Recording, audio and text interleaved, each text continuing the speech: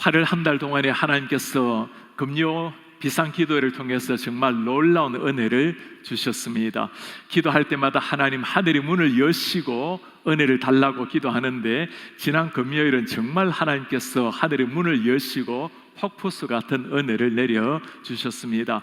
기도하기 전까지만 해도 정말 폭풍 같은 바람이 불고 비가 쏟아졌는데, 아내가 7시에 1시간 전에 교회를 오면서 그렇게 말을 해요. 차를 세웠더니 얼마나 물이 가득 찼는지, 정말 성도님들 이런 날씨에 올 수 있을까요? 해요. 하나님의 은혜로 7시 30분, 기도 30분 전에는 하늘이 맑아오기 시작을 했습니다. 8시에 기도회를 시작했을 때는 조금 지나자 간간히 비가 내렸지만 하나님이 주시는 은혜의 단비처럼 여겨졌습니다. 기도회를 끝나고 난 다음에 성도님들 다 인사를 나누고 돌아가시고 나니까 정말 하늘에서 장대비 같은 폭우가 쏟아지기를 시작을 했어요. 그 폭우를 맞으면서 얼마나 하나님 앞에 감사를 드렸는지 모릅니다. 하나님이 마치 그렇게 말씀하시는 것 같아요. 정말 내가 이 기도회를 기다렸단다. 내가 이 기도회를 너무나 기뻐한단다. 기도회 때 한 가지 집중적으로 강조를 한 것이 있습니다. 성령의 충만함을 받으라는 말씀입니다.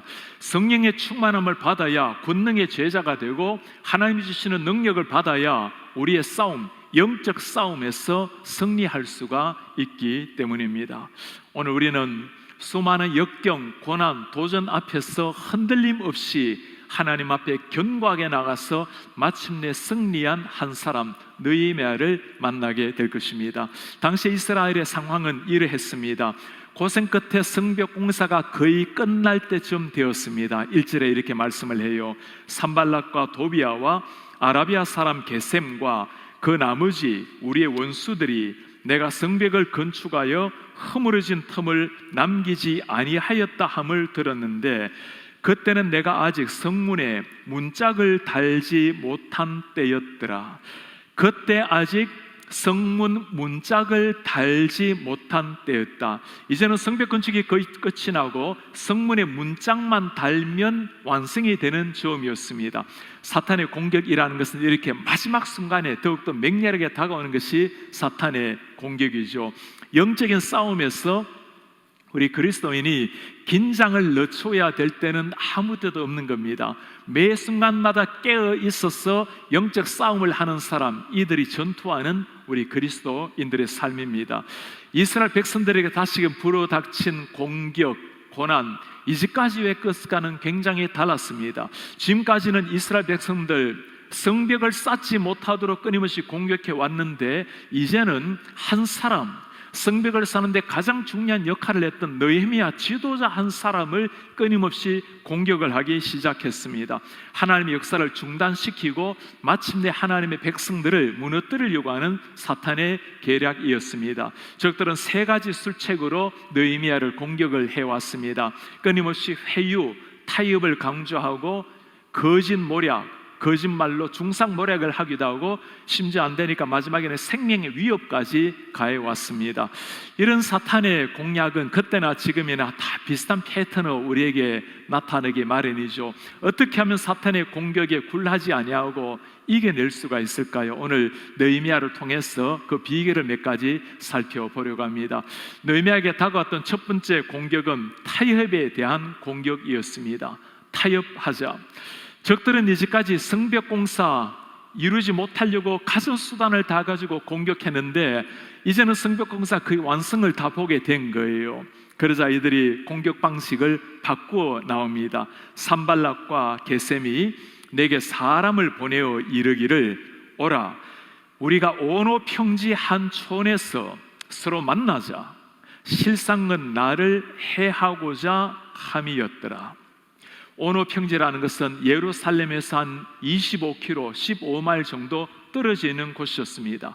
그곳에 나와서 함께 화친을 맺자. 우리도 다 하나님을 믿는 백성인데 이제는 긴장 관계를 끝을 내고 함께 사이좋게 지내자.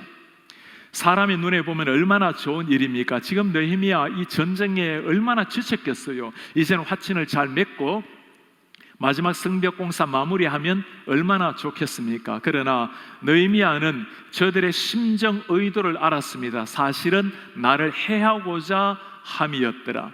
그 25km나 떨어진 곳에서 느헤미야를 만나서 도움의 손길을 구할 수 없는 곳에서 느헤미야를 해치기 위한 것이 그들의 목적이었습니다. 느헤미야가 그들을 물리칠 수 있었던 것은 영적인 분별력이 있었기 때문입니다. 느헤미야에게는 흔들리지 않는 두 가지 무게 중심이 있었죠. 하나님께서 이 성벽 공사를 맡기셨다라는 사명감, 그 성벽 공사를 나를 통해서 이루게 하신다라는 나에게 주신 사명감, 이 사명감이 투철했기 때문에 흔들리지를 않은 겁니다.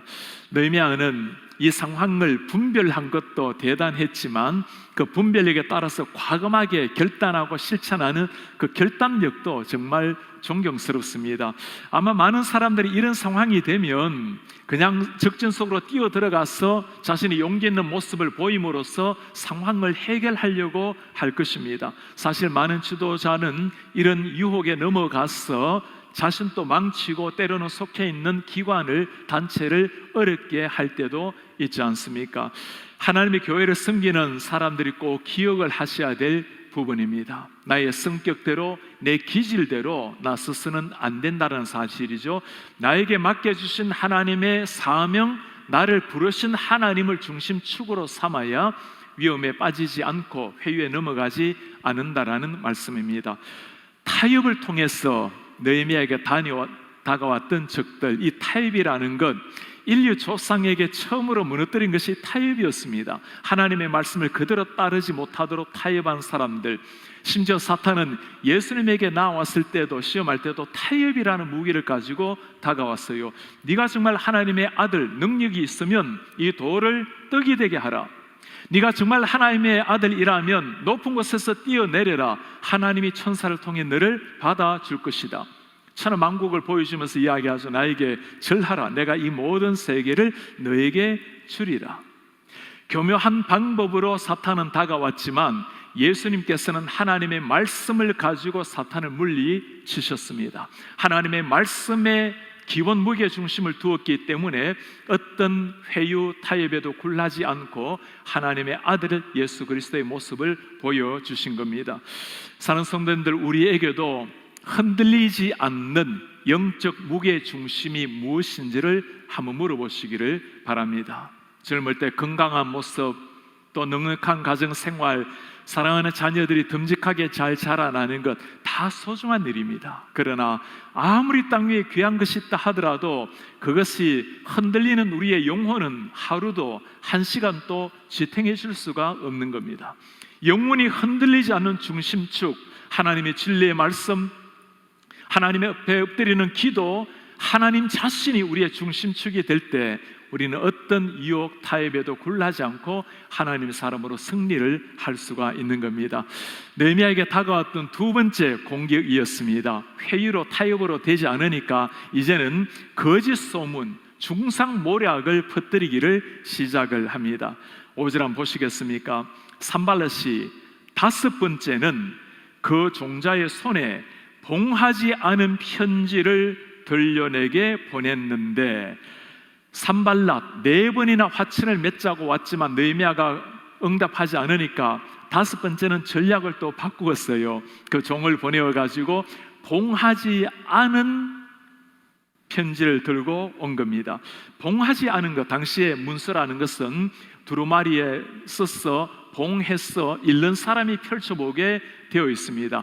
봉하지 않았다는 것은 누구든지 다 읽어볼 수 있겠다라는 거죠. 그 안에는 느헤미야를 해하고자 하는 의도가 있었기 때문이죠. 편지 내용을 한번 보시겠습니까? 그 글에 이르기를 이방 중에도 소문이 있다. 가스무도 말하기를 너와 유다 사람들이 모반하려 하여 성벽을 건축한다 하나니, 모반에서 성벽 건축을 한다는 겁니다. 내가 그 말과 같이 왕이 되려 하는도다. 그들의 거짓말은 뭐죠? 느헤미야가 왕이 되려 하는도다 소문을 내는 겁니다. 또 내가 선지자를 세워 예루살렘에서 너를 들어 선전하기를 유다의 왕이 있다. 이 역시 거짓말인 거죠. 하게 하였으니 지금 이 말이 왕에게 들릴지라 페르시아의 아닥사스다 왕에 들릴 텐데 그런즉 너는 이제 오라 함께 의논하자. 편지 내용은 한마디로 중상모략, 거짓말이었습니다. 페르시아의 아닥사스다 왕에게 불충하게 대항해서 느헤미야가 왕이 되겠다라는 거짓 소문을 퍼뜨리기 시작을 한 겁니다. 심리적으로 느헤미야를 압박을 해오는 거죠. 사람이 이렇게 마음이 힘들어지면, 마음이 무너지면 이성이 때로는 마비가 되고 신앙도 잘 작동이 되지 않을 때가 있죠. 그러니 와서 이제는 우리와 대화를 하자라는 주장이었습니다. 이 사탄의 공격을 보면 사탄이 얼마나 창의적인지, 이 사탄의 적들의 공격 방법에는 바닥이 보이지가 않아요. 사탄의 공격의 기한에도 유통기한이라는 것이 없습니다. 끝까지 다가와서 다양한 방법으로 하나님의 사람을 무너뜨리려고 하는 적들의 계획에 사탄이 정말 거짓말의 아버지라는 게 옳은 말이죠. 태초에 아담도 이브도 거짓말로 무너뜨렸던 사탄, 이런 말을 듣고 가만히 있을 사람이 얼마나 되겠습니까? 이렇게 내가 누명을 쓰고 있는데 자칫 잘못하면 페르시아 왕에게 죽임을 당하게 생겼는데 가서 진실을 말하고 단판을 지으려고 하지 않겠습니까? 사람을 무너뜨린다라는 것, 엄청난 거센 힘이 아니죠. 조그만한 것 하나, 조그만한 거짓말 한마디 사람을 의심하게 만들고 신뢰를 무너뜨리게 만드는 거짓말 하나에 사람들은 때로 무너지게 되는 겁니다. 이 정도 되면 웬만한 사람은 지칠만도 하죠. 내가 페르시아에서 왕궁에서 그 찬란한 멋진 생활을 하다가 이렇게 고난받는 백성으로 들어와서 그들을 섬기고 있는데 이렇게 모함을 당하고 이렇게 공격을 당해야 되는가? 차라리 여기서 내려놓거나 아니면 다가가서 단판을 짓거나 할 수 있었을 겁니다. 그러나 느헤미야는 그렇게 행동하지를 않았습니다. 느헤미야의 답변은 아주 간결했습니다. 내가 사람을 보내어 그에게 말합니다. 내가 말한 바 이런 일은 없는 일이요 내 마음에서 지어낸 것이라. 없는 일 마음에서 지어낸 것이라. 그리고는 간절하게 하나님 앞에 기도합니다. 주님, 이제 내 손을 힘있게 하옵소서. Oh God, strengthen my hands. 주님, 내 손을 힘있게 도와 주십시오. 흔들리지 않았던 느헤미야, 그의 영적 무게 중심은 하나님 앞에 엎드리는 기도하는 일이었습니다. 느헤미야는 당시 때 하나님의 말씀에 근거해서 상황을 잘 파악을 했습니다. 만물의 주관자가 되시는 하나님, 지금 또 역사 전면에서 때로는 후면에서 나를 지켜보고 계실 하나님을 신뢰했습니다. 그리고 그 하나님 앞에 엎드림으로 능력을 얻어서 담대하게 나아간 느헤미야가 되었습니다. 이렇게 열심으로 열정적인 느헤미야, 그것이 어디에서 흘러나올까요? 그리스도인의 열정이란 사색이나 정신무장에서 오는 것이 아닙니다. 그리스도인이 생명을 던지는 열정이라는 것은 하나님 앞에 엎드릴 때, 그때 다가오는 겁니다. 온갖 사탄의 전략을 이길 수 있었던 비결이 어디에 있을까요? 유통기한 따로 없는 하나님 앞에 엎드리는 기도가 세상을 이기는 영적 전투에서의 승리의 비결입니다. 우리도 마찬가지죠. 열심을 내어서 교회를 섬기다 보면 때로는 다양한 오해나 비난을 심지어 듣기도 합니다. 일을 하기도 전에, 때로는 일을 하려고 할 때, 때로는 해놓고 난 다음에도 오해를 당하거나 비난을 받을 때도 있죠. 그러나 이 모든 역경을 헤쳐나가서 마침내 하나님의 역사를 이루는 것, 그것이 믿음의 백성들, 영적 리더가 해야 될 일입니다. 사랑하는 성도님들, 우리 말 한마디 거짓으로 중상하는 이 사람들 앞에서 우리 자신의 언어 생활을 한번 깊이 들여다보시기를 바랍니다. 신앙생활에서 언어라는 것은, 말이라는 것은 하나님의 진리를 증거하는 도구입니다. 보이지 않는 하나님을 나타낼 수 있는 가장 중요한 것이 우리의 말이요, 사람의 신앙 품격을 보여주는 가장 중요한 것이 언어라는 겁니다. 잠언서 6장에는 하나님이 미워하시는, 싫어하시는 것 67가지 있다고 말씀을 해요.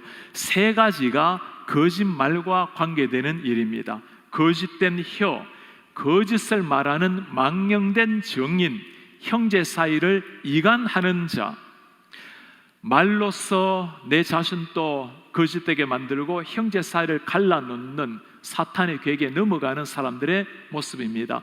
하나님 앞에 참으로 경건한 삶으로 불태웠던 청교도들이 다른 사람의 말을 받아들일 때 어떻게 받아들이는가, 세 가지 원칙이 있었습니다. 첫 번째는 그것이 사실인가, 두 번째는 본인에게 직접 확인을 했는가, 세 번째는 그것이 사실이라 하더라도 하나님에게 영광이 되지 않거나 형제 자매에게 유익이 되지 않는다면 그 말을 하지 않는 겁니다.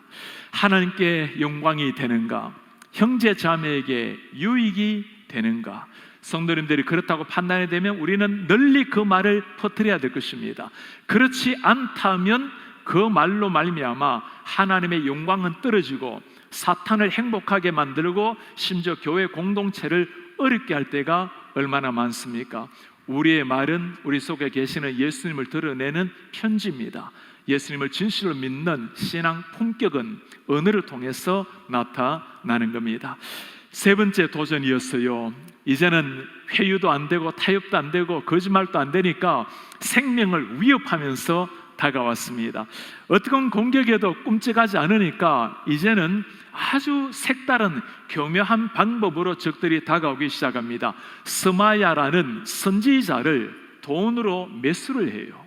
그리고 선지자 입을 통해서 거짓말을 하게 만듭니다. 선지자 입에서 거짓이 나올 걸 누가 상상이나 하겠습니까? 10절에 보면 이후에 메다벨의 손자 들리아의 아들 스마야가 두문분출하기로 내가 그 집에 가니 그가 이르기를 그들이 너를 죽이러 올 것이야. 우리가 하나님의 전으로 가자. 외소 안에 머물자. 문을 닫자. 저들이 밤에 와서 너를 죽이리라. 지금 느헤미야를 죽이겠다고 달려오는 사람들 두 번이나 강조하면서 느헤미야 마음속에 두려움을 조장을 하고 있는 겁니다. 정말 무서운 것은 사탄은 교회 밖의 사람들만 사용하는 것이 아니라 교회 안에 있는 사람들도 사용한다는 거죠. 심지어 교회의 직분을 맡은, 때로는 리더라고 할 수 있는 지도자들을 이용해서도 하나님의 사람들을 무너뜨리려고 하는 것, 이것이 사탄의 무서운 전략이라는 겁니다. 스마야의 말은 그럴듯했어요. 저들이 너를 죽이러 오니 이제는 성전에 들어가서 그곳에서 함께 우리가 피신을 하자.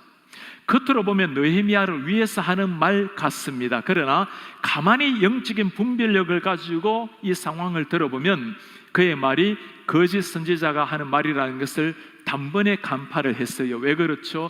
구약 말씀에는 성전에 들어갈 수 있는 것은 제사장이 들어가는 것이지 다른 사람이 들어갈 수 있는 것이 아니었습니다. 아무리 존경받는 지도자라 하더라도 느헤미야는 자기가 넘지 말아야 될 선이 있다는 것을 분명히 알았습니다. 스마야는 느헤미야에게 생명의 위협을 가하면서 이성을 마비시키고 신앙적 판단을 못하게 만드는 거예요. 사실 우리 삶에 이런 일이 얼마나 많습니까? 사람이 위급하다 보면 평소 때는 믿음으로 신앙으로 열심히 살아가는데 이 결정적인 순간에 진짜 신앙으로 살아내야 되는데 이 순간에 상식으로 이성으로 돌아가는 분들이 얼마나 많아요. 결혼하기 전 젊은 날에는 결혼을 앞에 놓고 때로는 직장을 앞에 놓고 결혼하고 자녀를 낳게 되면 자녀들 앞에서 그때야말로 진짜 신앙으로 세워야 되는데 신앙을 뒷전으로 하고 오히려 이성으로 상식으로 돌아가는 예가 얼마나 많습니까? 어떻게 하면 흔들림이 없을까요? 영적인 무게 중심을 잡아야 흔들림이 없는 겁니다. 느헤미야는 하나님의 말씀에 비추어 봐서 구약의 율법에 근거해서 스마야의 말이 거짓된 말이라는 것을 간파하고 넘어가지를 않게 된 겁니다. 우리 그리스도인이 뿌리를 내려야 될 영적 무게중심, 하나님의 진리, 하나님의 말씀, 1189장의 성경 말씀입니다. 아무리 교회를 오래 다닌다 해도 직분을 심지어 받는다 하더라도 하나님의 말씀이 나를 지배하지 않으면 우리는 말씀이 아니라 내 자아, 내 생각을 가지고 교회 생활을 하고 판단, 결정을 할 때가 얼마나 많습니까? 이번 여름에 우리 성도님들 참 많은 분들이 성경 필사에 함께 동참을 하셨는데, 우리가 목으로 쓴 편지, 하나님의 말씀, 이제는 신비에, 심장에 새겨서 살아내어야 할 때입니다. 그런 사람은 어떤 상황 속에서도 흔들림 없이 하나님의 역사를 이루게 될 것입니다. 느헤미야와 이스라엘 백성들 52일 만에 드디어 성벽 공사를 완성을 했습니다. 감격스럽게 완성한 성벽 공사, 이 감격스러운 순간에 이 모습을 바라보고 두려워 떨었던 사람들이 있어요. 우리의 모든 대적과 주위에 있는 이방 족속들이 이를 듣고 다 두려워하여 크게 낙담하였으니, 두려워하고 낙담하였으니 왜 그래요? 우리 하나님께서 이 역사를 이루신 줄을 알미니라. 하나님이 하신 일이라는 것을 깨닫게 된 거예요. 여러분, 그럴만 했죠. 이스라엘 백성들, 저들이 그들을 보고 한 단어를 여러분 기억납니까? 저 미약한 유대인들이 무엇을 하려 하는가? 미약한 사람들이었습니다. 가난했던 이스라엘 백성들, 먹을 것이 없어서 그들이 했던 일이 뭐죠? 심지어 집을 팔고 밭을 팔고 포도원을 팔고 자녀들까지도 종으로 팔아서 먹고 살아야 했던 사람들이었습니다. 사람들의 눈에는 140년 동안 나라를 잃고 무너졌던 백성들, 저렇게 무너진 이스라엘 성벽들, 손가락 하나 껐다가지 못했던 사람들, 어떻게 이 사람들로 말미암아 52일 만에 성벽이 건축이 되었을까요? 적들이 보기에도 이거는 사람이 할 수 있는 일이 아니라고, 하나님이 행하신 일이라고 그들이 낙심하면서 두려웠던 거예요. 저는 이 구절을 보면서 정말 희열이 넘쳐요. 하나님의 역사, 하나님의 역사를 바라보면서 하나님을 대적했던 저 무리들이 두려워 떨고 낙심하고, 오늘날 우리 하나님의 교회가 세상 앞에서 보여야 할 모습이 바로 이 모습이에요. 어떤 상황, 어떤 도전에도 불구하고 하나님의 이름이 점점 땅에 떨어지는 이 시대 가운데 하나님의 교회가 교회다운 모습으로, 믿음으로, 말씀으로, 소명으로, 기도로 당당하게 나아갔을 때 사람들이 바라보고 이거는 사람의 일이 아니라고, 하나님이 함께 하심으로 말미암아 일어나는 일이라고 우리가 이야기를 듣는다면 얼마나 하나님께 영광이 되고 우리는 땅 위에서도 얼마나 천국의 기쁨을 함께 누리지 않겠습니까? 오늘 이스라엘 백성들 완성된 성벽 바라보고 하나님 또 얼마나 행복하게 미소를 짓지 않겠어요? 이 성벽을 가만히 보면 느헤미야 한 사람이 하나님 앞에 기도하고 일어났을 때 일어났던 일입니다. 사실 느헤미야는 아니라고, 내가 한 것이 전혀 아니라고 하겠죠. 물론 모든 것은 하나님의 은혜로 이루어진 일입니다. 그러나 하나님께서 느헤미야 한 사람을 택하시고 그로 말미암아 이루었던 놀라운 일이었습니다. 느헤미야도 일어나고 이스라엘 백성들도 일어났고 성벽들도 함께 완성이 되었습니다. 우리가 이런 느헤미야를 바라보면서 한 가지 발견하는 것이 있죠. 사탄의 공격은 무궁무진합니다. 얼마나 창의적인지 끝도 없어요. 그러나 하나님의 사랑, 하나님의 개입은 사탄보다 언제나 하나 걸음 앞서 계십니다. 그 손으로 우리를 붙들고 우리를 인도하고 계시는 거예요. 그 역사를 위해서 하나님은 사람을 부르셨고 그 한 사람으로 말미암아 무너져갔던 이스라엘 가슴에 하나님을 향한 신앙의 불을 지피게 한 겁니다. 이 말씀 앞에서 또 우리가 한 가지 기억을 하셔야 될 것이 있습니다. 믿음의 사람에게는 끊임없이 다가오는 도전들, 영적 위협들, 장애물들, 피곤할 수는 있지만 그러나 그것은 피할 것이 아니라 뛰어넘으라고 있는 것입니다. 그 모든 도전을 응전으로 이겨내었을 때 우리는 영적 변화를 겪고 영적인 비상을 체험하게 되는 겁니다. 이런 장애물들도 오히려 하나님의 영광을 드러내는 도구가 될 수가 있다라는 사실입니다. 오늘 우리는 수많은 공격을 이겨내고 마침내 성벽 공사 완성했던 느헤미야의 참 멋진 삶을 보았습니다. 그 많은 공격을 이겨냈던 이유가 어디에 있을까요? 영적 무게 중심이 확실했기 때문이었습니다. 하나님이 그를 부르셔서 성벽 공사를 맡기셨다라는 소명 사명의식이 투철했습니다. 하나님의 말씀으로 상황을 파악을 했고 위기 때마다 하나님 앞에 무릎을 꿇었고 기도함으로 말미암아 능력을 얻어서 마침내 승리를 하게 되었습니다. 하나님 한 분이 느헤미야의 영적 무게 중심이었습니다. 기독교 역사의 역경을 이겨낸 수많은 사람의 공통점이 바로 이거죠. 말씀과 기도로 부르심을 따라서 하나님을 영적 중심을 삼고 달려갔던 사람들, 우리 예수님의 삶도 마찬가지였습니다. 얼마나 많은 중상모략, 거짓모함, 멸시, 조롱, 천시를 받았던 주님 아니십니까? 네가 정말 하나님의 아들이거든 십자가에 뛰어내려서 너 자신을 증명하라고 그들을 향해서 우리 예수님 오직 말씀으로 기도로 하나님 앞에 일관되어 나아가셨던 주님, 하나님을 중심축으로 삼고 전혀 흔들림 없이 주님이 십자가를 지시기까지 이루신 것, 그 십자가 피로 말미암아 여러분들과 저를 살려내신 구원의 은혜였습니다. 흔들림 없었던 사람들. 지난주 화요일 수요일에는 우리 목회자들이 교회에서 수련회를 가지게 되었습니다. 참 많은 은혜를 받았는데 특별히 저에게 도전이 되었던 한 시간이 있었습니다. 우리 MBC에 담임을 하고 계시는 데이비드 플랫 목사님께서 전해준 특강이었습니다. 목사님께서는 그 강의에서 특별한 한 목사님을 소개를 했습니다. 찰스 시몬이라는 목사님이세요. 목사님은 영국의 케임브리지 대학교에 학생으로 들어갔을 때는 예수님을 몰랐습니다. 성찬식을 앞에 놓고 고민하는 가운데 주님을 만나게 되었어요. 하나님을 만나고 난 다음에 그의 인생이 오직 하나님을 중심축으로 삼고 달려가기를 시작을 했습니다. 그로 말미암아 많은 케임브리지 학생들이 변화를 받고 선교사로 파송을 받게 됐습니다. 목사님과 함께 삶을 보내었던 한 사람이 T 하우스만이라는 사람이 목사님의 삶을 두고 이렇게 칭송을 해요. 나는 그런 일관성, 실제적인 헌신, 경건의 열기, 그런 열심, 그런 사랑을 한 번도 본 적이 없다. 얼마나 많은 사람을 주님께로 인도하고 기독교 역사에 존경을 받는 사람, 지금 또 해마다 11월 13일 목사님이 돌아가신 날을 기념하면서 케임브리지 대학교의 킹스 칼리지 학생들은 그 채플에 모여서 목사님을 추모하며 기도문을 낭송을 함께 하고 있습니다. 트리니티 교회에서 54년을 목회를 하신 분이셨어요. 그러나 목사님의 54년간의 목회 초창기에는 참 고통스러운 시간이었습니다. 목사님이 강단에서 설교를 하면 교회 내 회방꾼들이 성도들이 교회 좌석에 앉지를 못하게 하는 거예요. 그래서 성도들이 저 뒤에 서서 목사님의 말씀을 드려야만 했습니다.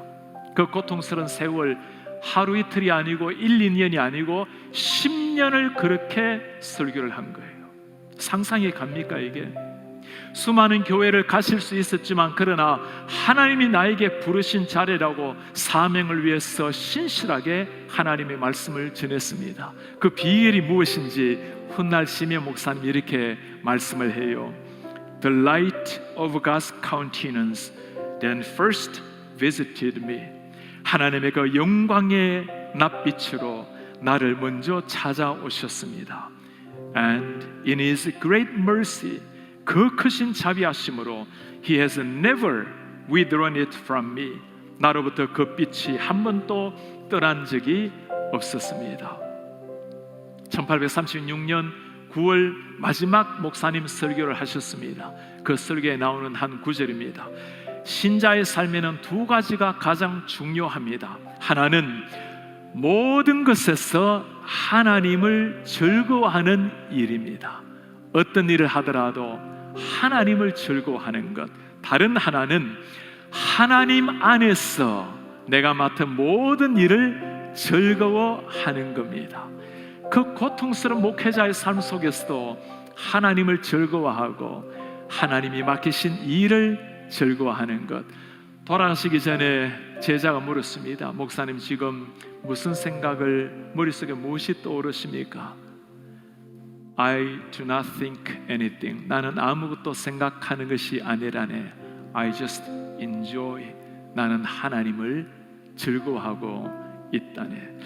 하나님을 향한 거룩한 기쁨, 하나님을 향한 거룩한 즐거움, 그것이 그분으로 하여금 흔들리지 않게 지켜준 영적 무게의 중심이었습니다. 흔들리지 않는 영적 무게의 중심, 사랑하는 여러분, 우리 하나님을 우리의 영적 무게 중심으로 삼아 보시기를 바랍니다. 어떤 상황 속에서도 흔들림이 없는 하나님만이 줄 수 있는 천국의 기쁨을 누리게 될 것입니다. 이 기쁨을 가지고 묵묵하게 어떤 역경 환난이 다가온다 하더라도 그것으로 말미암아 하나님이 더욱더 영광을 받으실까라는 것을 생각하고 이 장애물을 딛고 일어나게 되면 우리가 더 주님을 가까이 본다라는 확신을 가지고 이겨나가시는 여러분들이 되시기를 바랍니다. 끊임없는 사탄과의 전투, 매일 사탄과 영적 전쟁, 흔들리지 않는 영적 무게 중심을 우리 하나님께 놓고 기도함으로 말씀으로 주님의 부르심 앞에서 마침내 승리하여 하나님께 영광을 올려드리는 하나님의 백성 되시기를 주님의 이름으로 축복합니다.